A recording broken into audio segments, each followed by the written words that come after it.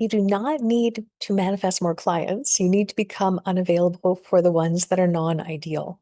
Of course, non-ideal clients are lovely. It just means that they're not a match for the ways in which you wish to serve, the conversations you wish to have, etc. They're just in a different era. So we're not making them wrong. We're just saying that they're not ideal for what you're offering right now.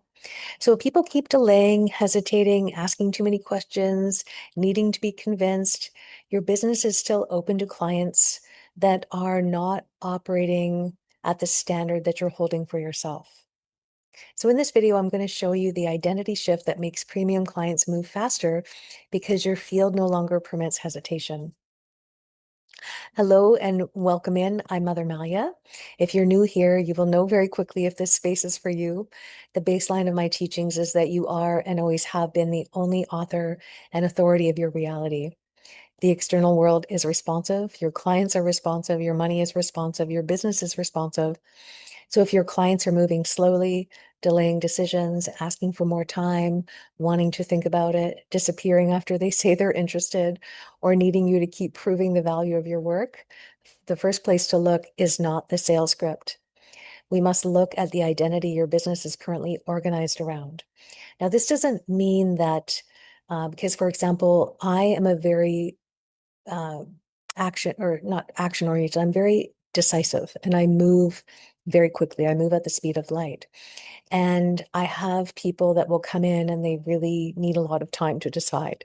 Now, part of that is they're just in an era where they're contemplating, right? Nothing wrong with that. We've all been in that era. We've considered maybe, you know, adding muscle to our body, and then we've, needed to do our research on the right trainer, things like that. There's nothing wrong with that. It's to say that sometimes we're broadcasting a signal that says I'm still serving this kind of person when you might have evolved out of it. So you're calling it in not because there's a direct mirror, I guess is what I'm trying to say. Like I am a very fast decision maker, so it's not when I attract people that take a long time to decide, that's not how I move through the world. It's not a direct mirror, but perhaps I'm still knowingly or unknowingly speaking to the person that I once served that I've just, I'm complete with that era. I'll just say for myself, maybe I've had my 10,000 plus hours of speaking about the same thing and now I'm moving into another direction. Or maybe because I've had some non-ideal clients, and perhaps you've had that too, the many gifts of having a non-ideal client is it shows you where your standards are maybe needing to be updated, or your boundaries are maybe needing to be tightened, or maybe where you're gatekeeping too much. It depends on the situation. But all of that to say, we first need to look at what is the frequency I'm broadcasting? What am I available for? What's the identity that I must be embodying and thus radiating out such that I'm still available for this? Because we're not attracting non-ideal clients by accident. We command our own reality, right? So whatever we've scripted into our movie that we're watching, it's because we've scripted it. And we get to re-script it. It's just sometimes we forget to do that. So we're attracting them because some version of us is still available for that. And it's not always obvious.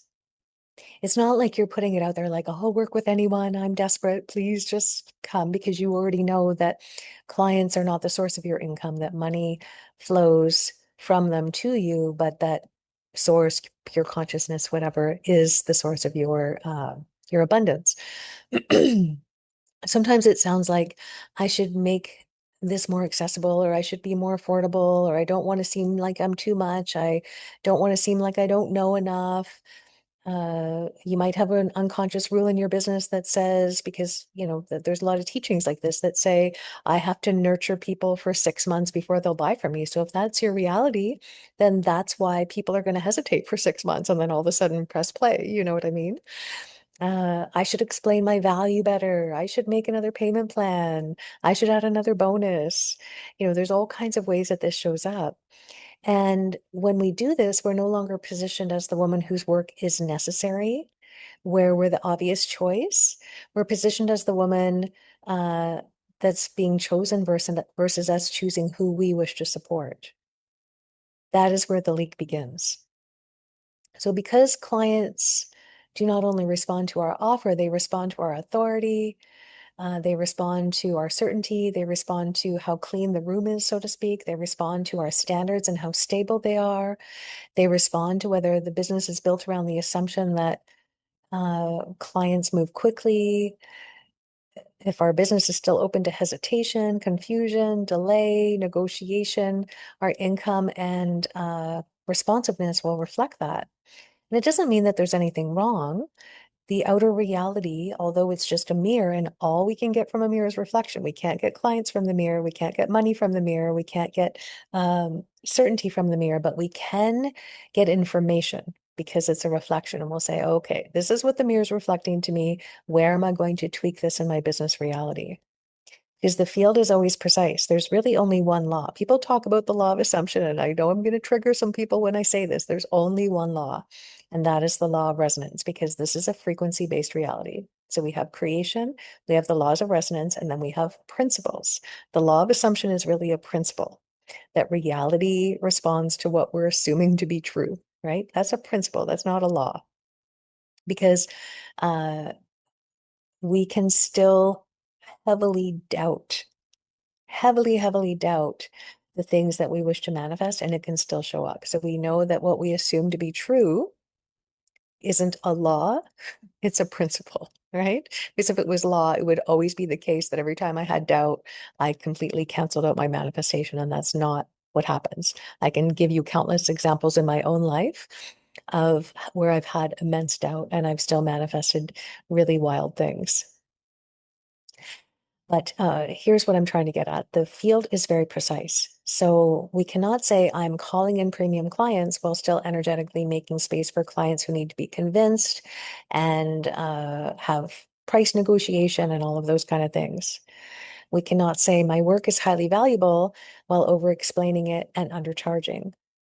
We cannot say clients move quickly while building a business structure that trains people to linger and go through one funnel and then the next funnel and the next funnel. It doesn't mean there's anything wrong with any of this. It just means that if that's not the reality you wish to choose, if that's not the reality that you wish to create, I'm simply here to give you a pattern interrupt to take a look at, because you're listening to this if your reality isn't reflecting what you wish, right? So we're just looking for where there might be some refinement, because you're already a master of your frequency, you're already a master of your command and your authorship and your authority. It's more that you're now here to refine it. That's what this channel is all about. So if you are seeing this in your own business right now, where clients are taking what we deem as too long to decide, where income feels inconsistent, where you know your work is valuable, but the people in your field are not moving with the level of clarity and decisiveness that you feel they should, check the description below for the current ways to work with me. There's a few different ways that may really serve for all different levels of where you're at. This is the work I do with women who are ready to stabilize and normalize the business identity that premium clients respond to, like that. Uh, the next thing I want to point out is that we want to stop manifesting from optional. This is where many powerful women misread what is happening. They think they need more leads, that they need better messaging, they need a new launch plan, they need to post more. And sometimes those things can support the business, but they're not the root. They're not a necessity. The root is this. If you're still available for client reality you have already outgrown, if you don't close that door, your next level cannot stabilize because the door is still flapping in the wind, so to speak, right? It's creating a wobble. Because the next level is not just about more clients. In fact, it may be about less clients, depending on what you're evolving into. It's about a cleaner client pathway and clients that are operating at a different level of personal responsibility, I suppose. Clients who already know. Right? Isn't it fun when someone just lands on your page? They don't research you, they don't know anything about you, and they just are in your DMs already saying, oh my goodness, I just know that I know that I know that I need to work with you. Here's my budget. How quickly can we start working together? Right? That's fun. Wouldn't it be nice if that happened all the time? As an example, we love working with decisive clients, don't we? The ones that are already leading in, the ones that don't need 6 to 12 months of nurturing. The ones that don't need to have a day of back and forth, back and forth, back and forth questions to get them to cross the threshold, to step into the container that they asked you to step into, that they were saying, oh, you're on my vision board. How can I work with you? The clients who already recognize the frequency, already recognize the work, they don't need to be educated on why this is a good idea. The ones who value the result, the ones who know that they get results because they decide to, the ones who move because they feel the authority.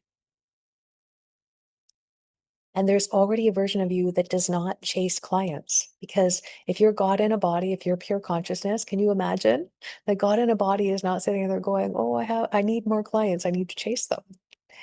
And I say that playfully because we forget that we are pure consciousness in a body. So if that is true, do we chase ourselves? Do we chase clients? Do we chase money? Do we believe that things don't exist? Do we believe that we have to perform for the algorithm in order for people to find us? No.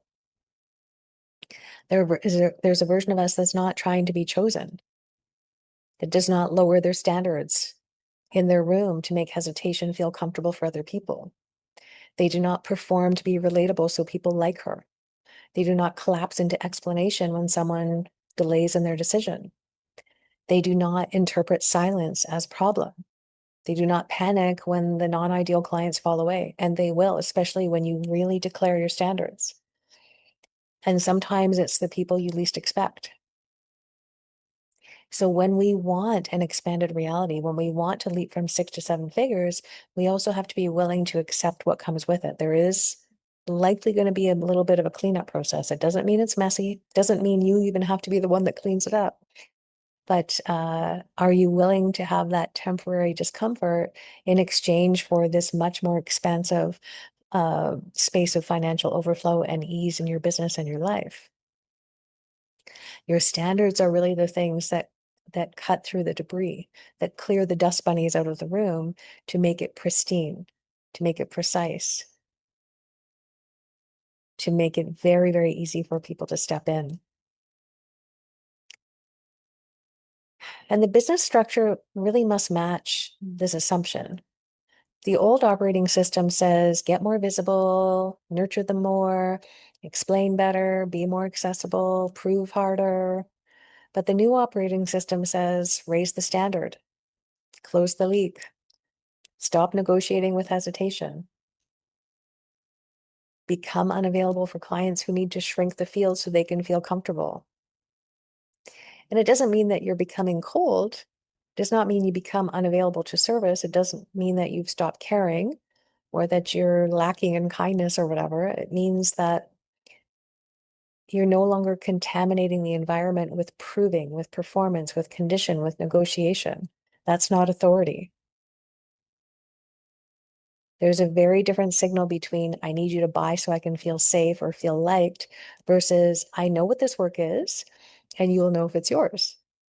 One creates pressure, one operates from authority. One makes people hesitate and one makes people move. And if your income is inconsistent, one of the first places to look is where your business is still structured for delay.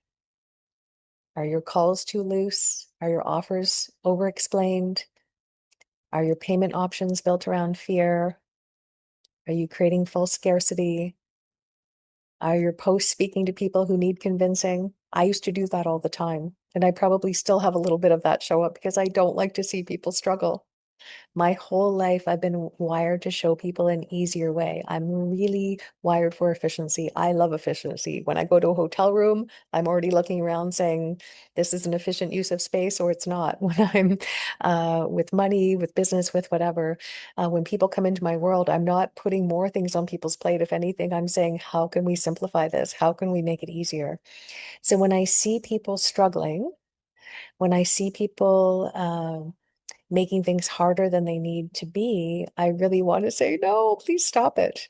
But I also have to remember that they're choosing that reality. And it's not for me to decide if they should be choosing that reality. They're choosing that reality. If I believe that we all create our own reality, then I simply just honor their process. And for whatever reason they're creating that reality, for the results it's creating for them, maybe they're, well, clearly there's going to be some mastery in there because we all do that, right? We all spend time in a space that we're there to master. And maybe they're developing some amazing mastery because they're going to teach it. But it's not for me to decide and frankly judge where they're at and why they're choosing what they're doing, right? My copy, my videos, my whatever needs to speak to the person that's already ready to move, that simply wants to refine. And while I have awareness that there are people that are struggling in business and with money, etc., I can honor from the space of pure consciousness, I can honor what they're choosing and what they're experiencing, knowing that there's a bigger purpose and recognizing that there are people that are serving at that level that really love to serve people that are in that space. And I can step away from it and not keep speaking into it because I have to I know what reality I'm creating and I know what conversations I wish to be having. And if you've ever been coached by someone who doesn't want to have those conversations anymore, I have. I paid a lot of money not that long ago. I mean, a lot of money to someone who had already outgrown the conversations that I wanted to have. And there was, I don't want to say disdain, but there was a lot of pushback. There was some judgment. There was some dismissiveness, etc. That doesn't feel good. Right. And so, out of honoring other people as well, I want to be inviting people in to have the conversations that I still enjoy having because it is my movie. It is your movie, right? When you create your own movie, I have to make sure that I'm speaking about what lights me up because it brings me joy. That is contagious, but also out of a place of honor. Uh, I could have conversations about things that I don't wish to have anymore. I've been in business for over 22 years. There's a lot of business wisdom I've accumulated. But for example, I'm not really great with people that are just starting out, not because it's not a valuable place to be, but because that's not how my brain works. There's a lot of mechanical, sort of in the weeds stuff that needs to happen in a startup that my brain just doesn't really work that way. And it never really has. I'm more of a big picture visionary person in a lot of ways. And it doesn't mean that I can't point people in the right direction, but some people love that detail oriented stuff. They're amazing coaches at that. So I don't need to be having those conversations because if I'm not really enjoying it, that kind of bleeds through, right? And then that person kind of feels like, oh, I'm investing a lot of time, money, and energy in this. I want someone that's in it with me, that kind of thing. So we can all be in those situations where we can do something, but maybe it doesn't light us up anymore. Or we're being asked to do things that we maybe feel like we need to keep the peace or keep our clients happy, etc. We don't need to. We can refer them out.